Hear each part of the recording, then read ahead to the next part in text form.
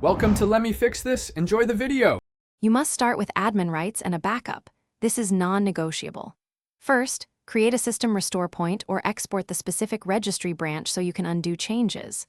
Once done, close programs that might lock keys and write down the full key path you will edit. Next, press Windows key plus R to open Run, type regedit and press Enter. If user account control appears, accept it. You need elevated access to view and edit safely.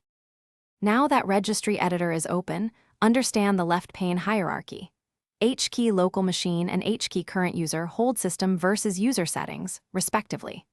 Click the chevrons to expand folders and use Ctrl plus F to search for specific key names, values, or data to save scrolling time. When you locate the key, right-click the subkey and choose Export to back it up. Do this even for small edits. Make changes by double-clicking value. To finish, restart the affected application or reboot Windows to ensure the registry change takes effect. Many settings only apply after a restart. If something breaks, import the reg file you exported earlier or run system restore to revert the system state. Make sure you made backups before editing. If Registry Editor refuses to open, boot into safe mode and try again, because third-party tools or policies often block access. Remember, cautious. Incremental edits reduce risk and make troubleshooting straightforward.